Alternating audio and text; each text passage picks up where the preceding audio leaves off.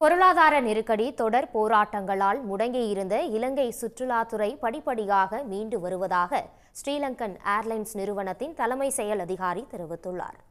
இயற்கை வளங்கள் நிறைந்த இலங்கையின் பொருளாதாரத்தில் சுற்றுலாத்துறை முக்கிய பங்காற்றுகிறது. கடந்த சில ஆண்டுகளாக அங்கு நடந்த ஆட்சி மாற்றம், அதன் பிறகான மாணவர்கள் போராட்டங்கள் உள்ளிட்டவற்றால் அந்நாட்டு சுற்றுலாத்துறை முடங்கியது. மேலும் பெரும் பொருளாதார நெருக்கடிக்குள் இலங்கை சென்றது. சில மாதங்களாக அங்கு இயல்பு நிலை திரும்பியுள்ள நிலையில் சுற்றுலாத்துறையும் படிப்படியாக மீண்டு வருகிறது. இது தொடர்பாக பேசிய அந்த நாட்டை பிரதானமாக கொண்டு செயல்படும் ஸ்ரீலங்கன் ஏர்லைன்ஸ் நிறுவனத்தின் தலைமைச் செயல் அதிகாரி ரிச்சர்ட் நட்டல், சுற்றுலா பயணிகளை கவரும் வகையில் யாழ்ப்பாணத்தை மையமாக கொண்டு புதிய விமான சேவைகள் தொடங்கப்பட்டு வருவதாக தெரிவித்தார். Tourism is now rebounding. The reality is that India is the number one tourist source for Sri Lanka.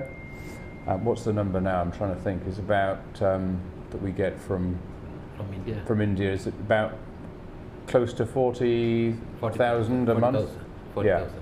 Yeah. 37,000. Yeah, it's close to 40. I mean, it varies by month, but it's sort of 30 to 40,000 a month. Corona மற்றும் போராட்டங்களுக்கு பிறகு கடந்த ஆண்டு சுமார் 14 லட்சம் சுற்றுலா பயணிகள் இலங்கைக்கு வந்ததாக அந்த நாட்டு சுற்றுலா ஒருங்கிணைப்பாளர் அருணாச்சல மனோகரன் தெரிவித்துள்ளார். நடப்பாண்டு இதுவரை 13 லட்சம் பேர் சுற்றுலா வந்துள்ளதாக அவர் குறிப்பிட்டுள்ளார். இந்தியா, இங்கிலாந்து, ஐரோப்பிய நாடுகளைச் சேர்ந்தவர்கள் இலங்கைக்கு சுற்றுலா வர விரும்புவதாகவும் அவர் கூறியுள்ளார். 2023 1.4 மில்லியன் ஃபாரினர்ஸ் வந்திருக்கிறாங்க சுற்றுலா பயணிகள்.